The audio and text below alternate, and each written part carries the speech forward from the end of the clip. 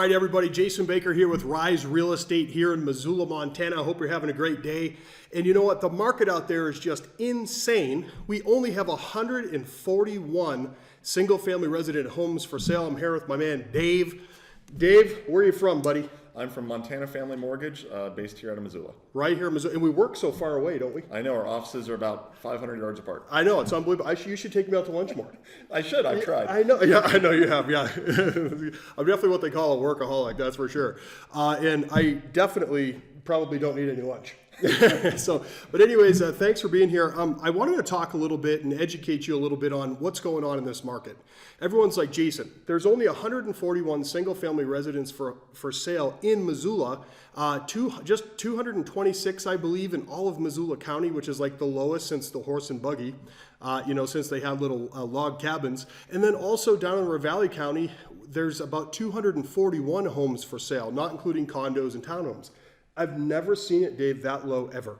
It makes it very, very tough for buyers out there with such a low inventory. Yeah, I mean, low inventory, so basically we call that a seller's market. So how does a buyer get their offer approved when there's virtually no homes for sale? Like if one you like comes up, it could be gone right away. You probably see that. You do pre-approvals. You know, I bet you this year it's already happened twice where someone has found the house that they want. Right. And by the time they get all their paperwork and everything submitted, it's already been sold. It's gone, and that's heartbreaking, and that happens more and more. The less and less homes we have to sell. Now we should hopefully double that this spring. I don't know that we'll triple it. It doesn't look like we will, but here's 7 ways that you can get your offer approved. Now I'm primarily a listing agent, and we have buyers agents that work in our team, so I'm approaching this from the seller's perspective, which is important for a buyer to know. Hey, what's a seller going to think about my offer? First thing that I wrote down is to get pre-approved. So many people are on the internet looking all around, and then they're like, I love this house, I want to go see it. And then I'm like, hey, have you been pre-approved yet? And they're like, no. Pre-approval is so huge. Talk a little bit about that. So you're right. I think pre-approval is the key step in this initial part of purchasing a home. Right. First and foremost, you got to find the lender that you're comfortable with, and there's nothing wrong with shopping.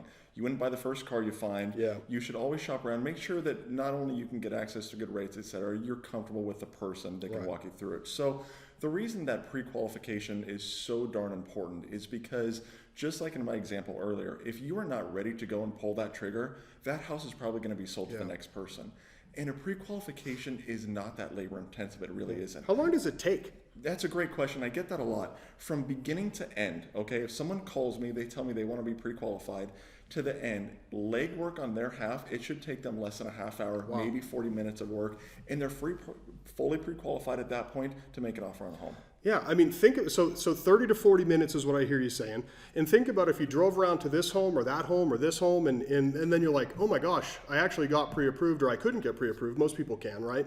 But I drove all the way out there and looked at a $300,000 home, and really I could look at a $400,000 home, or really I should have maybe only been looking at a $200,000 home, right?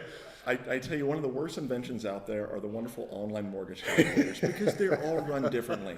If you want to know how much home you can afford, first of all, it's not how much you can get qualified for. Right. What fits in your budget? What makes you comfortable? You don't want to eat top ramen and be house poor, but also you want to stretch if you need to. So find that good lender and find out how much you're pre-qualified for, and don't confuse that with knowing how much you can spend but not pre-qualified. Right. You need to be pre-qualified so when you find that house, you can pull the trigger on it. Absolutely. And then there's things like taxes and mortgage insurance and these kinds of things too. And I know that there's some down payment assistance as well. If you need more information on that, you can talk to Dave. So number 1 is get pre-approved. Number 2 is do not ask for too much from the seller. So in a seller's market, the seller virtually can pick and choose their offers. And in order to make yours look stronger, ask for less off the price, or sometimes tell them, hey, you know what, I'll take on the painting of that room or this or that. Maybe offer to do some of the upgrades there as opposed to asking for a substantial discount.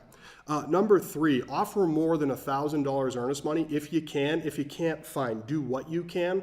But sometimes if it's $2,000 or $3,000, it looks stronger than an offer that's sitting next to it with $500 earnest money.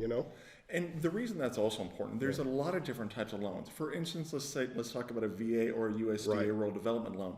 In those situations where you actually can put down more than $1,000, those are loans where you can actually get back, if your realtor is doing their job, Yeah. and your lender's doing their job, sometimes you can get back up to the amount of money you put down. Right. So if you put down $2,000 and everyone has done their job and it comes out, a lot of times you can recoup that Get money. that back. Yeah, it's basically a hold just to show the seller that you're serious about purchasing the house.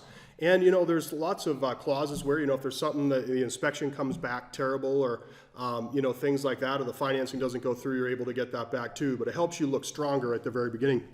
Number 4 that I wrote down right here is, if you have a house to sell, make sure that it's under contract before you even think about making an offer. Now, this is a tough one because people are like, well, I don't want to list my house if I don't have a place to go. But think about that. I mean, a seller is going to take your offer, right? And they don't know what you're going to price it at, where your home is, whether it's too high, whether it's too low, who your agent is. There's so many variables there. There's very few home buyers out there that can simultaneously qualify to own 2 homes at once. And that's where picking the right realtor to list that home and to get that on the market at a reasonable price is so key in that. Yeah, it is. I mean, you have to have an aggressive realtor that can say it's going to get done. And if you do have to try to make an offer like that, the chances of it going through are small. But if you are going to do it, make sure that you have a powerful agent on your side. I happen to know one. So number 5, understand that sellers in a seller's market can be choosy, okay? And working with an experienced agent will help that offer get set up just right so that you have the max, a greater chance that it'll get approved on the first time, especially if you're competing, right?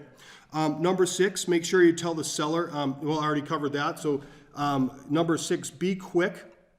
Be decisive and go out there and look quickly, because if one comes up and let's say it's $250,000 in Missoula, how long do you think that's going to last on the market?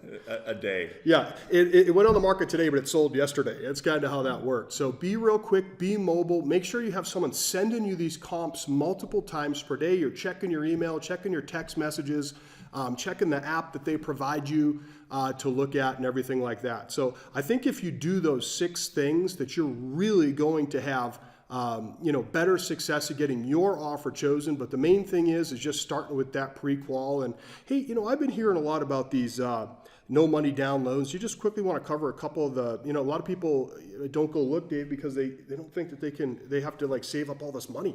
Well, and that's a great point. So here's the thing. Let me ask you, Jason, if I were to tell you, I don't really know you, but I'm going to give you $10,000. Yeah. Do you think maybe there's a catch somewhere in there? There's probably a catch. And a lot of times there is. So people talk about a lot of these down payment assistance programs, and most of the time they only fit such a very small niche of people. It is incredible. Yeah.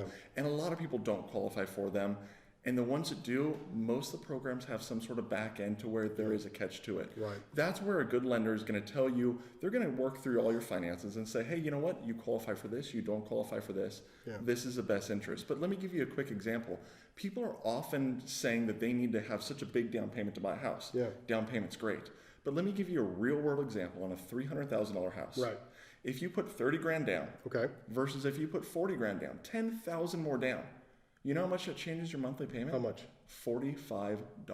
Whoa. $10,000, it changed your payment $45. So the key is having at least enough to buy a home on a whatever product you're using that, whether it's 3%, 5%, whether you're using a down payment assistance program, and then having that open, honest, transparent communication with your lender to say, hey, what is in my best interest? How much do I have to put down? You don't always have to have a lot of money to put down to buy a home. Yeah, we've had, sometimes sellers can pay closing costs and things like that. But again, I think the key here is just having the knowledge of not only how to get your offer approved, but it really just starts with knowing what loan program. Can you imagine submitting an offer to a seller, Dave, and they go on the offer, it's blank where it says loan type?